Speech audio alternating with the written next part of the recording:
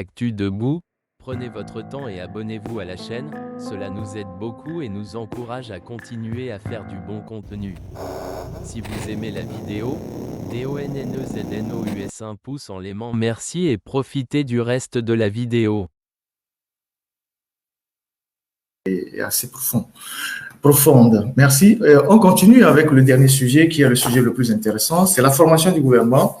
Je pense que les Togolais ne s'attendaient pas à grand-chose. Bien évidemment, la montagne n'a accouché que d'une souris, ou même d'un souriceau, d'une petite souris. Donc, fort a passé 5 mois, pour nous ressortir les mêmes personnes, pour nous refaire le même jeu de chaises musicales.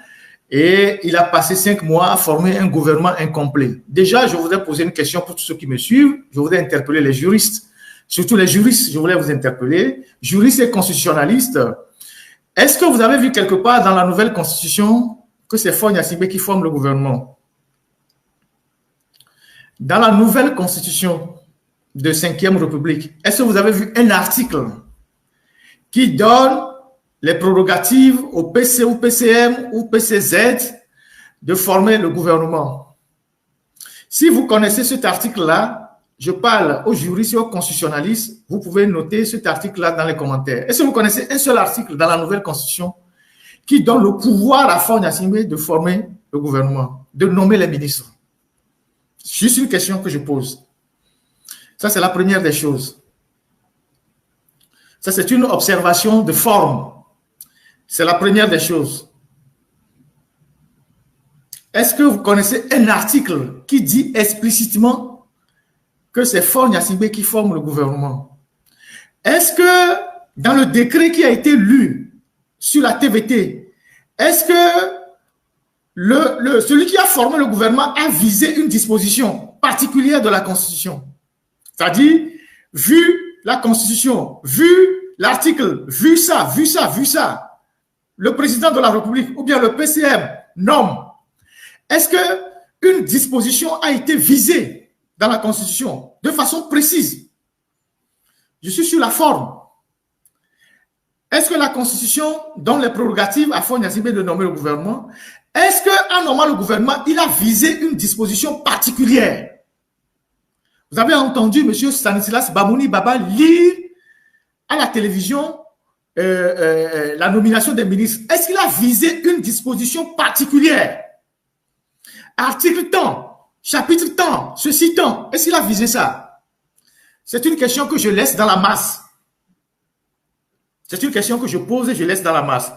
Je ne suis pas constitutionnaliste, je ne suis pas juriste, mais mon sens de journaliste, puisque le journaliste c'est quelqu'un qui embrasse toutes les disciplines, m'amène à vous poser cette question-là après avoir parcouru les documents. Si quelqu'un a cette réponse-là, la personne peut nous répondre. Peut-être que nous sommes des ignorants et on appréciera. Voilà ce que j'ai à dire sur la forme. Sur le fond, Faure Gnassingbé a passé 5 mois pour nous sortir d'un gouvernement incomplet, puisqu'il a rattaché des ministères à son poste. C'est-à-dire, pendant 5 mois, il n'a rien fait. Il a formé un gouvernement incomplet, puisque le ministère du Travail, ou bien comment ils appellent ça, fonction publique, est rattaché au PCM ou PC. Le ministère de la Défense est rattaché. Le ministère des Transports est rattaché. Donc, ça veut dire que le mec, il a passé 5 mois à ne rien faire. Pendant 5 mois, il n'a pas pu former un gouvernement qui est au complet.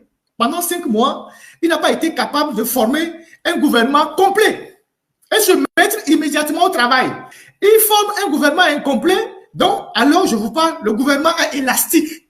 C'est-à-dire, demain, il pourra prendre un décret isolé, normalement peut-être un autre individu, après demain, il va prendre un autre décret isolé, normalement un autre individu, donc le gouvernement restera un gouvernement élastique.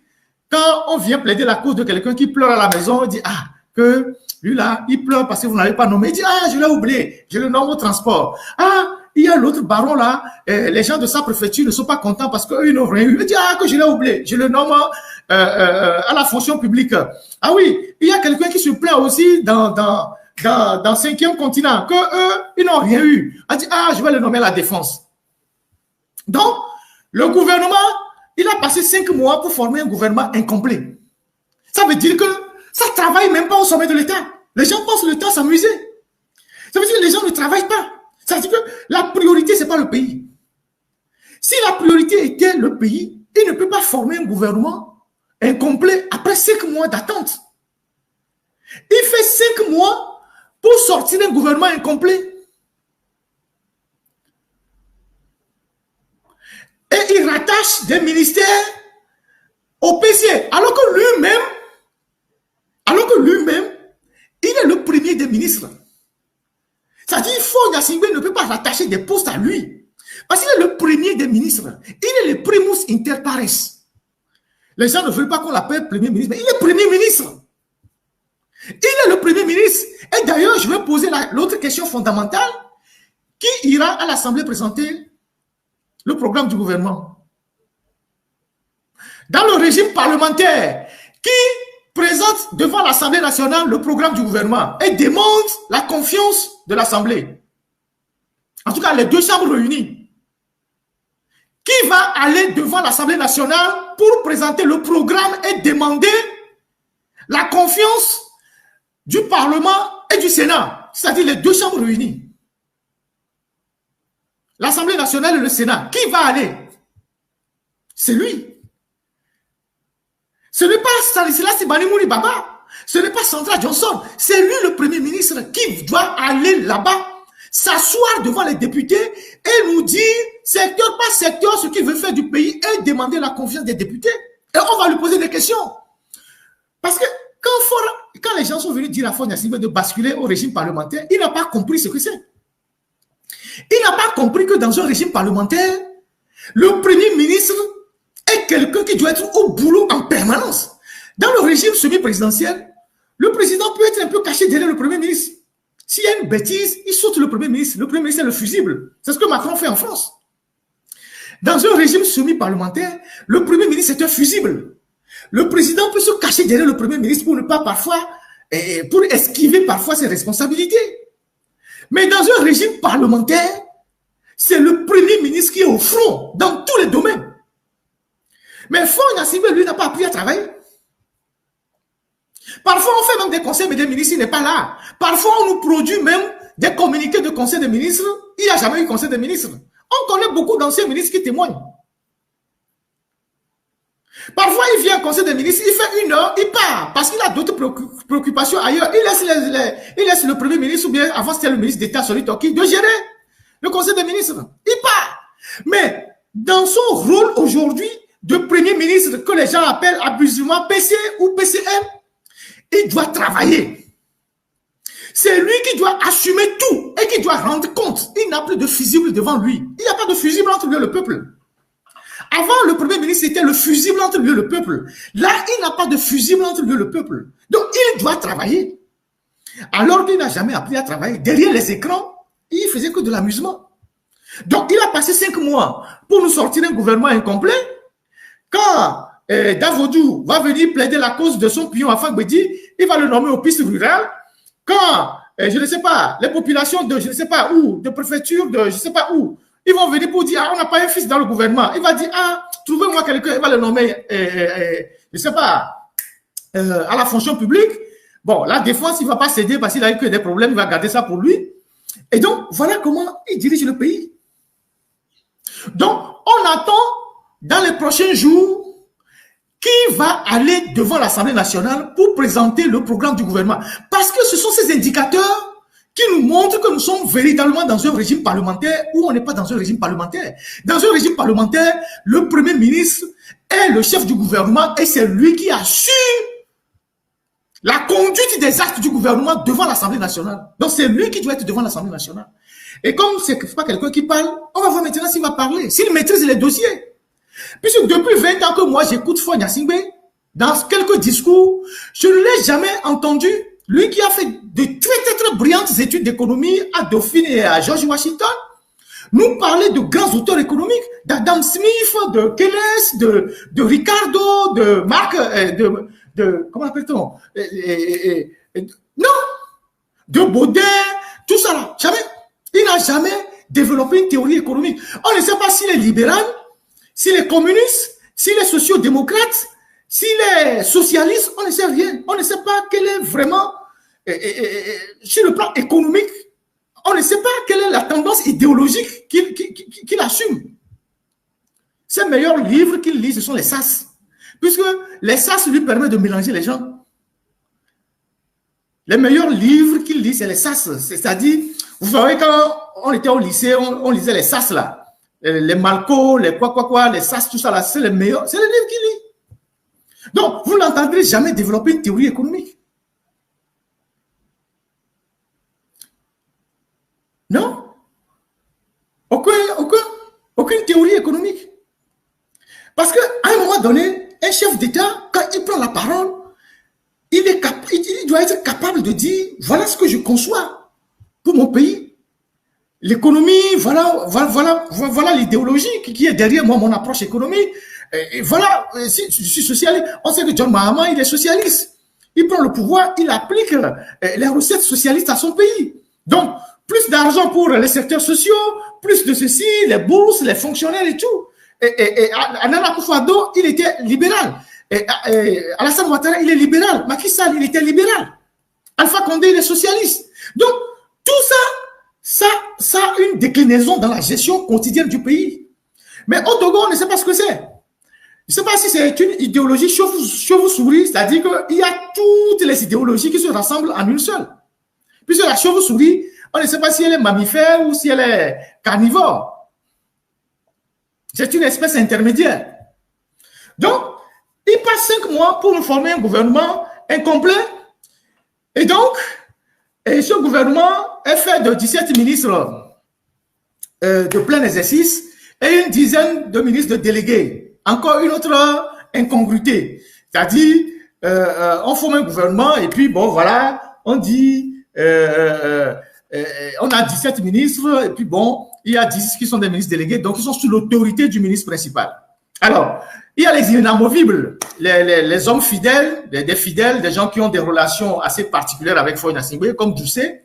Faure a encore besoin de lui pour longtemps, donc il a gardé au ministère des Affaires étrangères parce qu'il y a toujours les histoires de la l'AES à gérer, des petits tout ça là, donc c'est l'homme de confiance. Donc, les gens s'attendaient à ce que Doucet soit éjecté, il est là, et d'ailleurs, ils ont organisé encore une conférence hier et aujourd'hui à Lomé, et Faure était là, il y a un hélicoptère qui tournait à Lomé là-bas, comme si les Togolais, Faure n'avaient pas la sérénité. Il y avait un hélicoptère qui tournait hier à Lomé parce qu'il y avait une conférence au 2 février, ils étaient dans leur seule salle de conférence qui est au Togo, le tapis Guépard. J'ai vu les images que Faure Gnassingbé m'a publiées. C'est la seule salle qui est au Togo, en termes d'infrastructure, quand on fait une conférence. C'est le seul tapis. Et c'est dans cette salle-là que les gens viennent faire leur anniversaire. C'est dans cette salle-là que les gens viennent faire leur conférence. C'est dans cette salle-là que les gens viennent faire leurs petits concerts. Les concerts privés. La même salle. Donc, il n'y a pas au Togo, ce pays, après 60 ans d'indépendance, des salles de conférences privées où quand des chefs d'État étrangers viennent, on sait que c'est ici qu'on fait des réunions. Toujours dans la même salle au 2 février, avec le tapis, façon là, tapis léopard ou guépard là. C'est là-bas ils étaient. Avec le président du Libéria, les Obasanjo qui sont toujours entre Lomé et Abuja, parce que eux, c'est eux qui ont fabriqué Faure Gnassingbé, donc ils viennent toujours chercher leur part, et quelques courtisans qu'ils ont fait venir. Et tous ces gens-là, c'est l'État togolais qui s'occupe d'eux, qui vont acheter leur séjour, leur billet d'avion, leur nourrir pendant leur séjour. Pendant ce temps, on n'a pas d'école. On a les hôpitaux qui sont en délabrement pour venir nous parler de paix et sécurité, alors que les Togolais ont fait dans leur propre pays. Donc, Doucet qui est là, il y a Sina Larsson, inamovible, donc il y a beaucoup d'intérêts qui les lient. Et il y a encore qui? Pauvre Tchegan. Bon, je l'avais déjà dit qu'elle ne savait pas ce qu'elle avait comme problème. Tchegan, voilà, peut-être qu'elle va rebondir ailleurs, je ne sais rien, mais quand on a été président de l'Assemblée nationale et qu'on vient vous caser au ministère, un ministère de moindre importance comme l'urbanisme, et que vous êtes fâché, vous ne venez pas au boulot, dans la semaine vous venez parfois 2 fois, vous faites des crises de jalousie. Bon, voilà, à un moment donné, puisque le monsieur il a tellement de femmes qu'il n'a pas besoin de toutes les femmes, il vous met dehors. Donc, Tchegan, beaucoup de courage. Quand Faure venait manger le foufou chez toi, à Kpélé, que tu t'en réjouissais, je t'avais dit fais attention. Voilà, Il faut faire très, très attention. Et voilà, et ça, c'est vraiment triste. Et on a quelques particularités dans le gouvernement que je voudrais rapidement aborder. Vous avez vu le ministère de la Santé. Déjà, le fait qu'on ait fait de certains anciens ministres pour des ministres délégués, comme les Sani Yaya, tout ça, c'est de l'humiliation. Et le gouvernement a été formé pendant que lui-même, il n'était pas sur place. Il a envoyé le gouvernement, il n'était pas sur place. Et personne n'a été consulté. Les gens ont juste demandé aux nouveaux venus d'envoyer leur CV. Personne n'a été consulté face à face d'un interlocuteur pour dire on veut te nommer au gouvernement à tel poste. Est-ce que tu acceptes? Est-ce que tu as les compétences?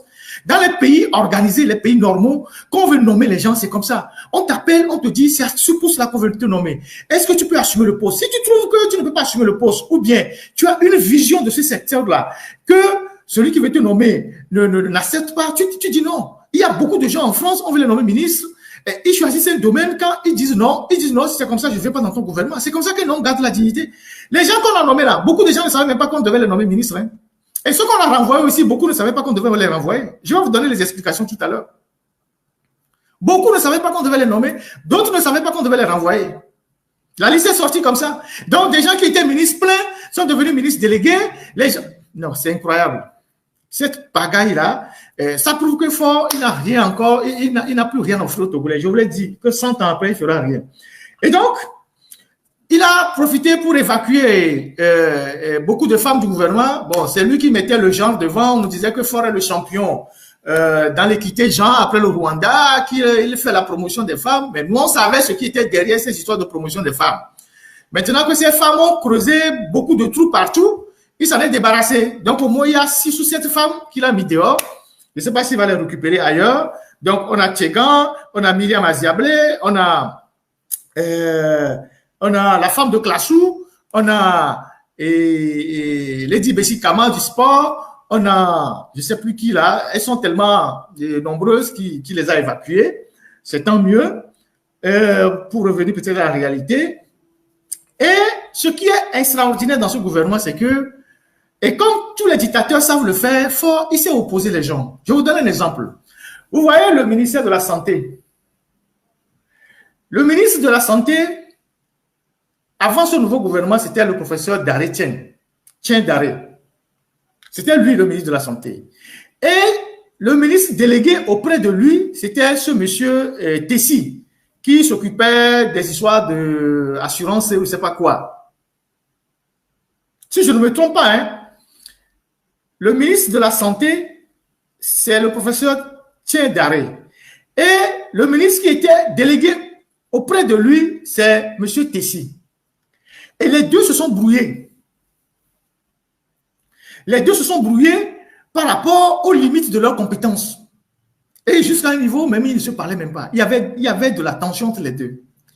Alors, qu'est-ce qu'il fait aujourd'hui? Il prend le délégué, il en fait le ministre principal, et il nomme le ministre principal délégué sans attribution auprès du ministre principal. C'est une humiliation totale. C'est-à-dire, M. Daretien, qui avait sous son autorité hier, M. Tessi, il devient aujourd'hui le subordonné de M. Tessi sans attribution. Vous allez voir que tous les ministres qu'on a nommés, on a toujours dit ministre délégué chargé, sauf Daré. Lui, on a dit ministre délégué auprès du ministre de la Santé. Point. Et c'est là que j'ai aussi un problème avec les universitaires. Tu vois, on t'humilie à ce point-là. Si on t'avait consulté, c'est la preuve qu'on ne l'a pas consulté, on ne les a pas consultés avant de les nommer. Si on t'avait consulté, tu aurais dit, monsieur le président, ou monsieur le PC ou le PCM, si vous voulez me mettre ministre délégué auprès du ministre de la Santé sans attribution, je préfère continuer mon truc à l'université. Maintenant, on le nomme en toute humiliation. On le nomme ministre délégué auprès de son subalterne sans attribution. Point. Et lui aussi, il est ministre. C'est ça la République. Hein. On a 27 ministres et la liste n'est pas finie. Hein. Dans un pays où les gens sont en difficulté, on est endetté. On a de la peine à augmenter les bourses, à payer les charges, à faire face aux services sociaux. On a déjà des députés à nourrir, on a les sénateurs à nourrir, on a 113 communes à nourrir. Maintenant, on a une liste de ministres qui n'en finit pas, sans compter les gouverneurs. C'est ça le Togo. Donc, on nomme M. Daré ministre délégué auprès du ministre de la Santé, point. M. Sani Yaya, qui était ministre de l'économie. Après, on en a fait ministre des Travaux publics. Maintenant, on le nomme ministre délégué auprès de la DG. Je vais revenir sur le cas DG tout à l'heure. Je sais que c'est le cas qui vous intéresse. Je vais vous dire pourquoi il a des soucis. Et donc, il y a ce cas-là. Il y a un autre couple. Le couple Assi Fofana. Le Togo, c'est un pays incroyable. C'est un gouvernement, ce gouvernement que vous voyez là, c'est un gouvernement de copains et de coquins. Déjà que dans le gouvernement, vous avez certains ministres qui sont des beaux de Faure Gnassingbé. Le ministre de l'Agriculture, par exemple, M. Bengbeni, c'est un beau de Faure Gnassingbé parce que sa femme, c'est la sœur de Faure Gnassingbé, la sœur de Pacha. Et vous avez tous ses amis d'enfance qui sont les Adjouvi, toute cette bande-là, qui sont là, qu'on a promis. Et donc, on va prendre le ministère de Fofana et sa collègue. Et je vais vous dire quelque chose qui va vous étonner sur ces deux-là. Alors, mademoiselle Assi ou madame Assi, Mazamé Sow, je ne sais pas comment elle s'appelle, elle est ministre du développement à la base, chargée de machin, tout ça. C'est un ministère de nomination très long. Et dans l'ancien gouvernement, on avait nommé auprès d'elle M. Fofana. Fofana, comment on l'appelle là? Fofana. Voilà, c'est son nom. Fofana. Les noms même m'échappent. Fofana, quelque chose comme ça. Fofana Fad ou quelque chose comme ça. Voilà. On avait nommé Fofana Fad auprès des ministres délégués auprès de la ministre Assi. Est-ce que vous savez que c'est un couple? Les Togolais. Est-ce que vous savez que les deux là, c'est un couple? Est-ce que vous savez qu'ils sont des compagnons?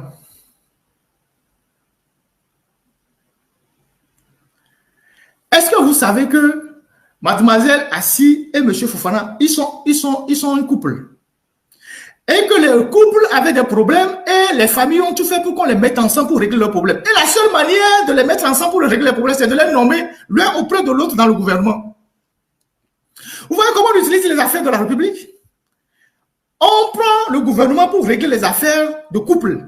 Et donc aujourd'hui, on nomme le monsieur auprès de sa femme, de son compagnon, de sa compagne, ministre délégué. Si vous savez que c'est un couple. Comment est-ce que des gens comme ça vont avoir un résultat? C'est-à-dire, des gens, ils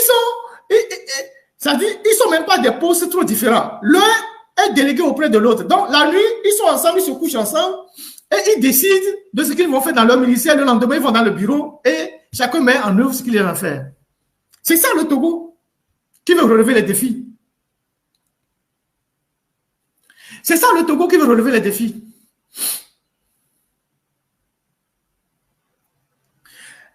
Ça, c'est aussi leur cas. Après, il y a Bawara.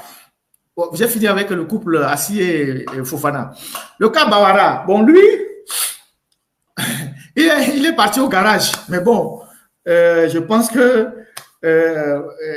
Faure Gnassingbé a compris que bon, il était plus ou moins une mauvaise langue, qui parlait beaucoup en privé, très mal de lui. Donc, on l'a envoyé au ministère chargé des relations avec le Parlement. C'est pas un ministère en réalité, c'est juste...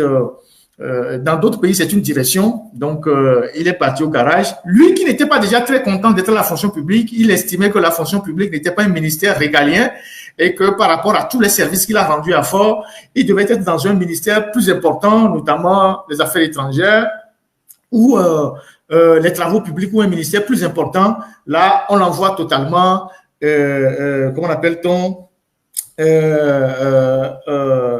chargé des relations avec les institutions. Yark, qui est parti de la sécurité, il est entre-temps tombé dans l'eau. Après, il s'occupait des bœufs. Maintenant, il est sorti. C'est vrai que lui, il a quelques soucis de santé. Je ne sais pas si c'est lui-même qui a demandé à partir. On l'a vu arriver sur Paris vendredi sur un vol Air France avec son épouse.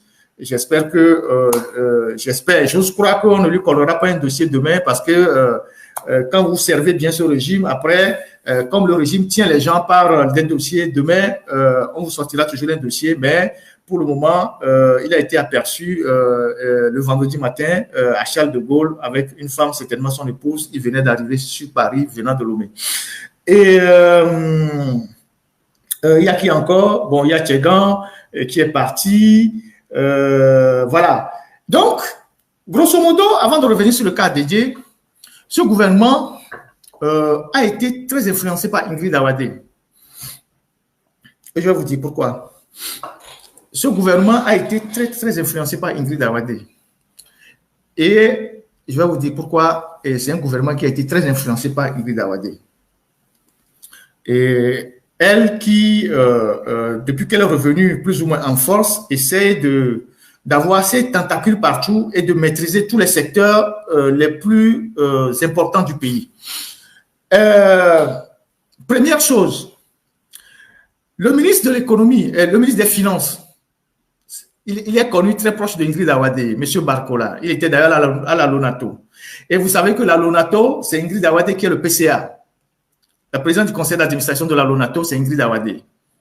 Et à travers la Lonato, il y a beaucoup de choses qui se passent dans le pays.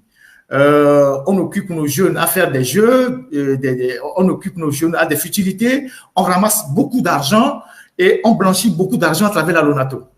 Et la Lonato nourrit beaucoup de barons parce que les machines de jeu que la Lonato fait venir au Togo, les machines que vous voyez dans les quartiers, l'année surpassée, Ingrid en avait importé au moins 1 millier de machines qu'elle a distribuées à des gens qui sont ses fidèles, des proches d'elle, des barons et tout ça. Et donc, beaucoup de barons ont eu ces machines-là qu'ils ont implantées dans les quartiers où les gens vont jouer à la Lonato. Et vous savez que ces machines-là rapportent énormément d'argent pour la Lonato. Parfois, dans certains quartiers, il y a certaines machines qui font même plus de 500 000 francs par mois pour ceux qui les implantent. Donc, il y a plein de ces machines-là qu'elle a importées. Elle a distribué ça à ses amis, ses obligés. Donc, elle est la PCA de la Lonato.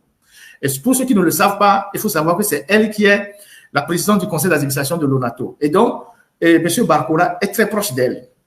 Donc, elle avait déjà réussi à le mettre dans le gouvernement pour avoir une main sur le côté financier. Elle a mis aujourd'hui aussi, elle a réussi à mettre aujourd'hui dans le gouvernement et au niveau de la santé, M. Tessi, qui n'est pas un médecin. Je pense que c'est un juriste d'affaires, quelqu'un qui est resté dans les assurances, il était au GTA. C'est aussi un proche de Ingrid Awadé. Et à partir du secteur de la santé, donc on lui a remis santé, assurance et tout, alors que Ingrid contrôle déjà AMU, elle contrôle INAM, elle a son hôpital, elle a sa brasserie, elle est dans les jeux de hasard. Vous voyez tous les secteurs qu'elle est en train de contrôler dans le pays. Je résume. Elle est à la caisse de sécurité sociale, d'accord? Elle a l'INAM. Elle a placé un de ses gars, à l'INAM. Elle a l'AMU. Elle a l'hôpital, son hôpital. Elle a sa brasserie. Elle est dans l'immobilier avec la caisse de sécurité sociale. Elle a maintenant la Lonato. Elle a maintenant ces éléments dans le gouvernement. Parce que maître, M. Jean-Marie Tessi, au niveau de, je ne sais pas si c'est Jean-Marie on l'appelle, au niveau de la santé, lui permet de contrôler toute la chaîne. De contrôler toute la chaîne. Elle est aussi dans le sport. Vous savez que Akpovi lui doit allégeance. Et vous avez vu Akpovi actionnaire dans Doc Talafia. Et vous voyez Akpovi actionnaire dans Doc Talafia. Et donc, ça contrôle tout ça. Et ça fait aussi des règlements de compte. Parce qu'aujourd'hui, on ne peut pas être jugé parti. Vous êtes directrice de la Caisse nationale de sécurité. Vous gérez une clinique. Vous êtes patron d'un hôpital, donc Talafia. Et vous infligez des amendes à d'autres cliniques. C'est-à-dire, on atterrit, par exemple, dans une clinique, je ne vais citer le nom d'une clinique, on dit oui, tu n'as pas déclaré tous tes employés, amende 10 millions. Tu n'as pas respecté l'INAM, amende 20 millions. Aujourd'hui, la Caisse nationale de sécurité et l'INAM font plus peur que l'OTR. Ils sont en train d'harceler les gens, d'amener certaines entreprises à fermer.